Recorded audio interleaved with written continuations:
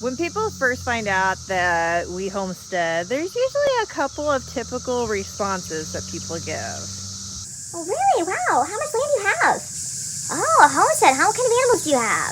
Well, that is a lot of work. I don't know how you have time for all of that.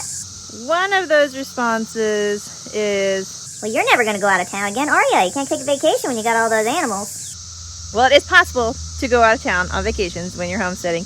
You do got to find some good farm help. And with that, if you live in an area like I do that is quite urbanized, not all of your available options are going to be familiar with homestead life. That is the case with us. And so in order to make this farm sitting gig as easy as possible for our farm sitters, we've tried to pare back as much as we can, and just to make it easier on them and to make it as smooth running as we can with being many, many, many miles away. This week, I'm going to be taking you along and showing you all the different things that we've been doing in these weeks leading up to our vacation in preparation for our farm sitter coming and taking care of all of this while we're gone.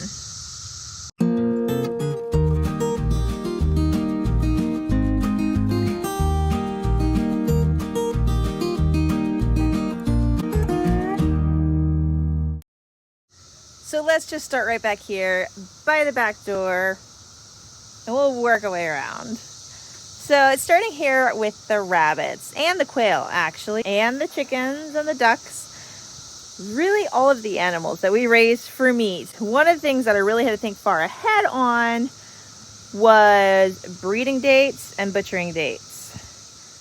So several months ago now, I had to look ahead on my calendar and figure out what are gestation times, what are growing times, and where will that land us for butchering. We did not want the farm sitter to have extra cages full of animals, chicken tractors to move, anything like that. We wanted to try to keep the work as minimal as possible. So I have not hatched out any chickens, ducks, geese, any of those animals that would need to be tractored around or they require a second coop, extra work there. Wait until we get back to hatch out any of those for meat. These rabbits we have had a couple of baby rabbits this year. The first batch that we had have already been butchered and they're already in the freezer.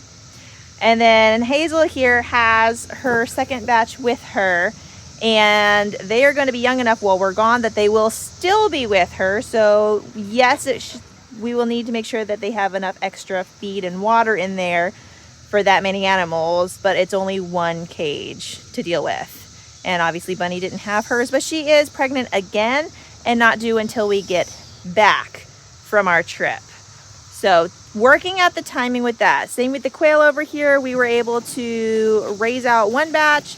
They're going to be butchered this week before we leave, and then no more until we get back. So if you're planning to go on vacation and you have a homestead, something to consider is your breeding, growing out, and butchering dates, and take those into account ahead of time to make sure that works around your vacation days. One more thing we did with the rabbits and the quail, just to tidy things up, because with all the rainy season, this all became a super muddy, slippery, gross mess, and the chickens kept getting under here and kicking a bunch of poop and stuff out from underneath the cages. So we went ahead and just laid down a whole bunch of mulch to kind of help dry that up, keep it nice and clean and tidy. And when we get back, Lord willing, we'll be fixing these drop boards so that we can tidy it up even further, but just to help keep things clean and easier for the farm sitter when he's tending the animals. Now thus far, it's been such a rainy spring that we haven't had to water the garden at all. But as I showed you in recent video, we do have this lovely little water fixture here now, which is going to be super handy for watering the garden during summer. Now, I am not going to expect my farm sitters to water this while we're gone. We're only going to be gone a week. But if we do not get any rain between now and the time we leave, I will go ahead and make sure this gets watered really, really well before we leave so that it's not an issue and it doesn't need to be watered. So yeah, go ahead and make sure that your plants are taken care of ahead of time to reduce the load there. Now these peas will be probably ripening just as we leave, so I will let him know that those are there if he would like to pick them and eat them. Other than that, the rest of the garden is not in season yet, it's not producing yet, so that's not an issue. If it was, it may be nice for you to just make that available to your farm sitter to let them have free pick of the produce, whatever is in season, while they're watching your farm. Now, part of the reason that we did do that hose hookup in the garden now is because we wanted to be able to have this hose access out here by the barn and the chicken run before we leave, to make that easier for the farm sitter, so he wouldn't have to carry buckets of water out here every day. So with this nice hose setup, makes it real easy for him to be able to fill waters as needed, scrub out waters as needed, and just it's really convenient having it right here so close. Another option that we are going to make available to him is that we do have this chicken run.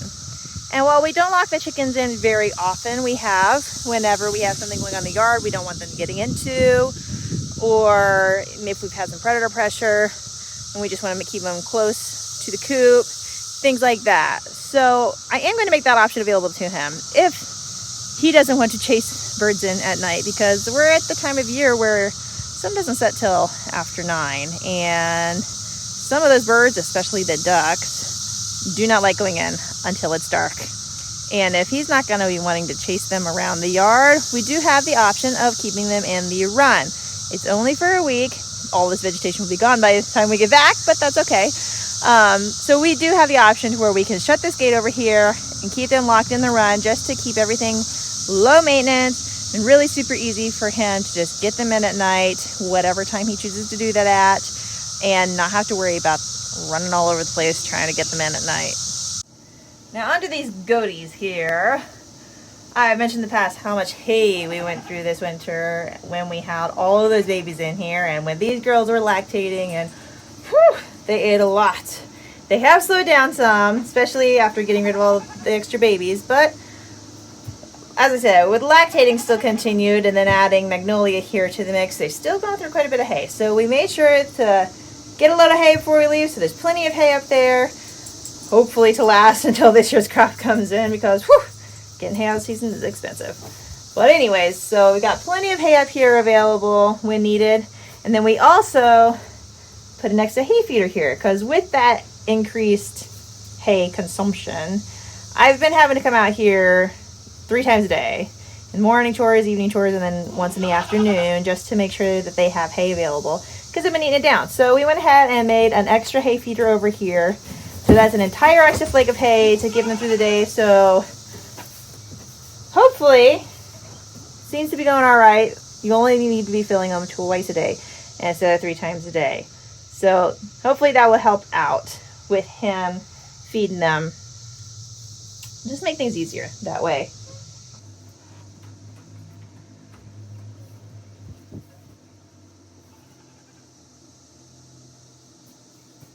Can you guys tell it's cicada season? It's kind of loud out here. Hopefully you can still hear me. Every morning when I come out here, there are freshly hatched cicadas on this milk stand. They're not terrible here. They're much worse at the park down the road, but they are pretty loud. So hopefully you can hear me. The other thing that we did with our goats, as I mentioned in a previous video, is trying to dry up their milk supplies. That is one of those things that you have to plan ahead for. And this girl wasn't really getting the hint. Her protection really kept up there for a bit, but I think we're finally getting her down, and as sad as I am to dry her up, because she was producing really well, she probably would have kept going for the full year, honestly. But alas, here we are. It's been 8 months in, and she's still giving a good full quart a day, so I'm very grateful for that. But in order to save my farmhand having to learn how to milk a goat on top of all the other things, we've been drying them up. As I mentioned in a previous video, we cut them down to only milking once a day, and then we've just slowly been decreasing the amount of milk we take from them. Like I said, she was given a full quart, so then I backed up to only taking 3 cups out of her, and then 2 cups, and just not taking as much at a time.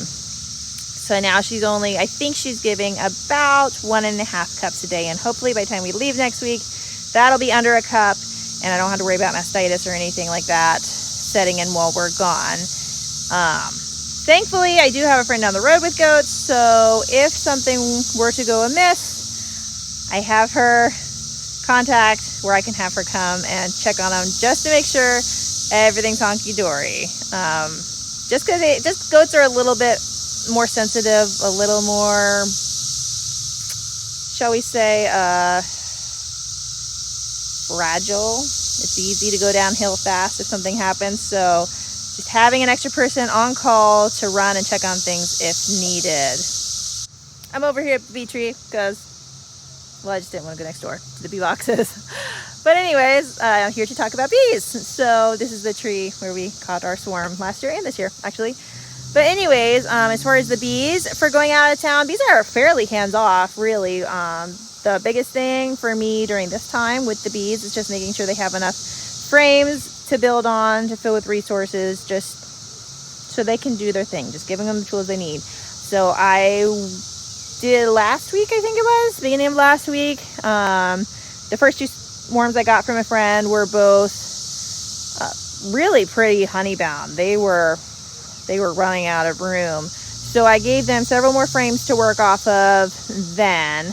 And then of course we just moved the 3rd swarm over into that box, and they should have enough, but probably the beginning of next week before we leave, I'm going to go ahead over there and just double check, make sure everybody has enough frames to work with before we leave, so that my neighbor doesn't have to mess with them. And obviously I would not make the farm sitter do that. But just tie up loose ends, make sure everything's ready to go before vacation.